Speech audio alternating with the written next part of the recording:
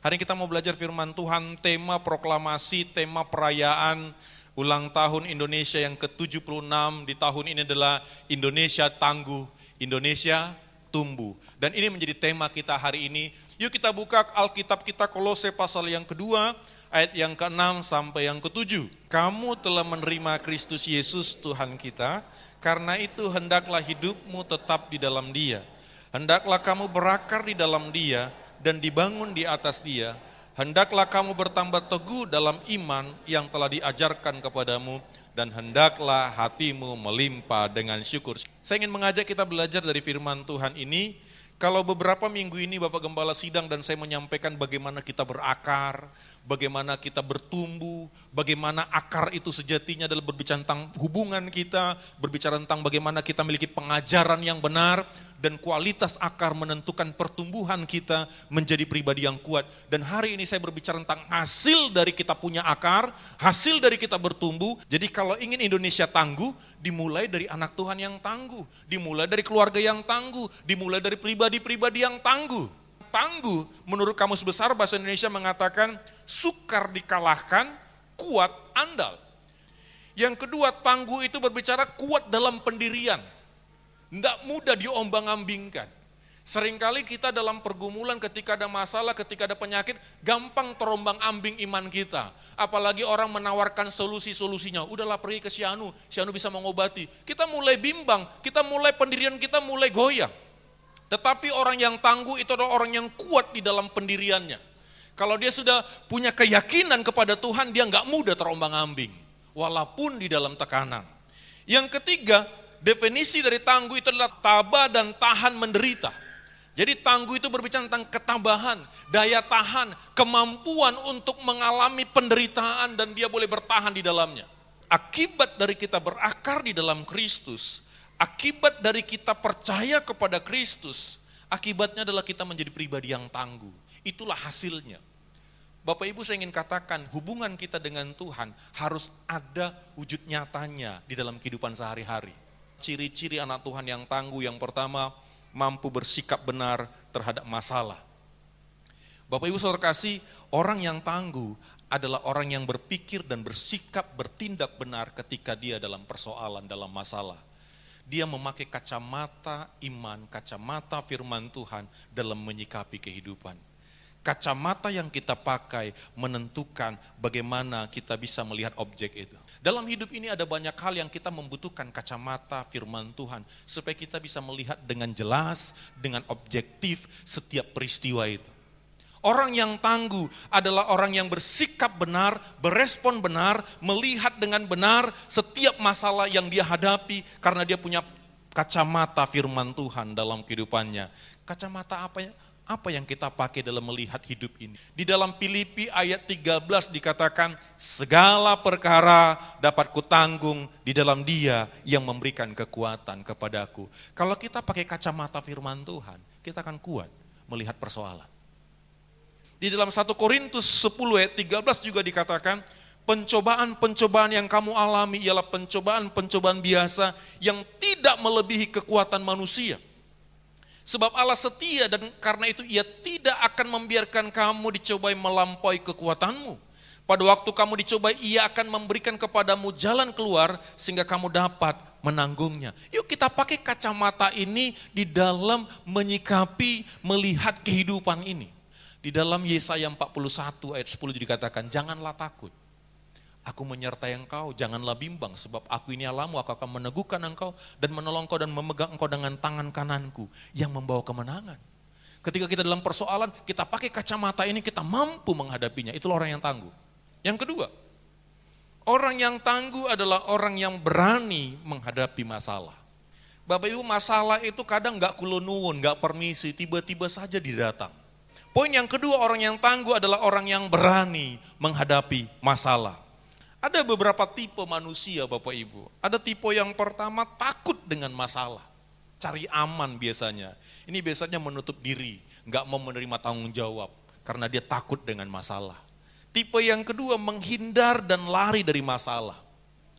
Ya, ada masalah lari, gak bertanggung jawab. Ketika ada masalah satu tempat pindah, masalah satu tempat lagi pindah terus. Dia nggak berani dan dia lari dari masalah. Yang ketiga, pembuat masalah. Kalau yang pertama tadi takut, yang kedua lari dari masalah, ini pembuat masalah, troublemaker. Kalau ada dia, ada keonaran. Ada dia, ada masalah. Ada orang kerjanya memang suka buat masalah, karena dia bermasalah. Saya mau katakan, orang yang suka buat masalah, karena sebenarnya dia bermasalah dengan dirinya. Iya. Karena apa? Kalau kita belum selesai dengan diri kita, itu akan terbawa-bawa dalam komunitas kita.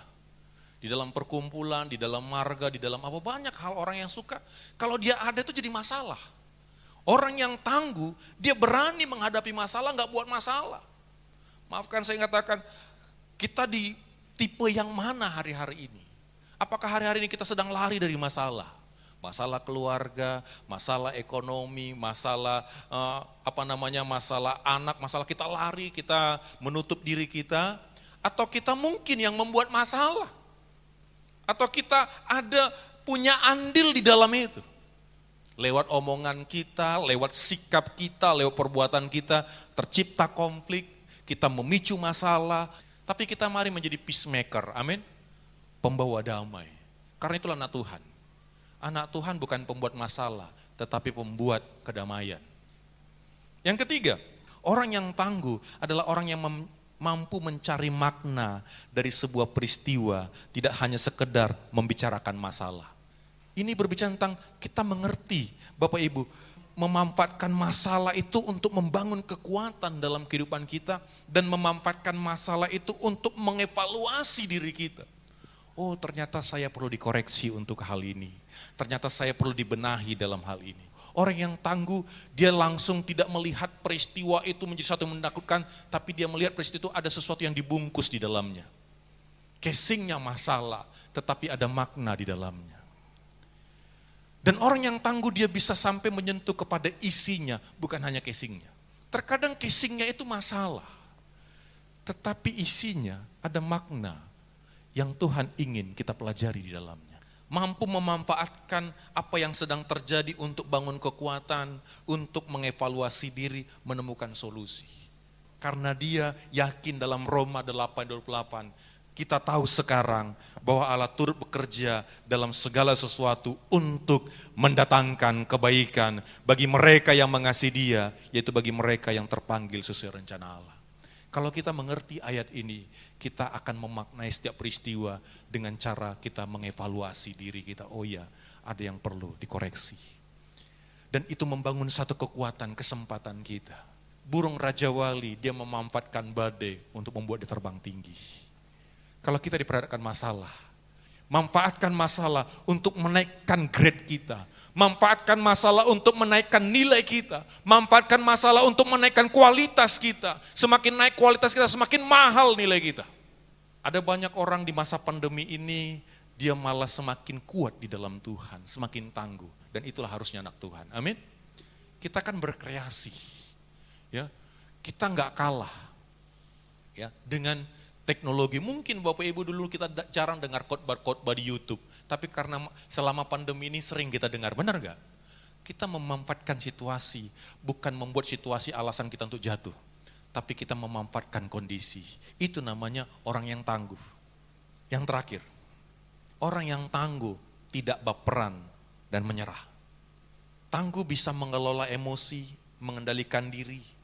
Dan saya mau katakan, jangan pernah mengambil keputusan pada saat emosi.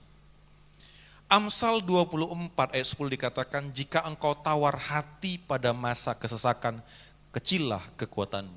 Amsal 25 ayat 28, orang yang tak dapat mengendalikan diri adalah seperti kota yang roboh temboknya. Orang yang tangguh itu adalah orang yang tidak baperan dan tidak gampang menyerah dalam hidupnya. Seringkali kita membenarkan keputusan kita dengan menyalahkan orang lain atas keputusan kita. Aku seperti ini karena dia. Aku gagal karena dia. Aku kecewa karena dia. Bapak Ibu, keputusan gagal, keputusan kecewa terkadang itulah keputusan yang kita buat sendiri. Orang bisa mengalami yang sama tapi gak kecewa. Kenapa kita mengalami hal yang sama bisa kecewa? Karena keputusan kita. Mari kita belajar bersama-sama seperti Yusuf. Di dalam Kejadian pasal 50 ayat 20, Memang kamu telah mereka-rekakan yang jahat terhadap aku, tapi Allah telah mereka-rekakannya untuk kebaikan dengan maksud melakukan seperti yang telah terjadi sekarang, yakni memelihara hidup suatu bangsa yang besar. Yusuf, kita boleh melihat bagaimana perlakuan dari abang-abangnya. Tapi dia tidak pernah menyalahkan itu. Dia nggak pernah baperan dan dia nggak menyerah dengan kondisi itu.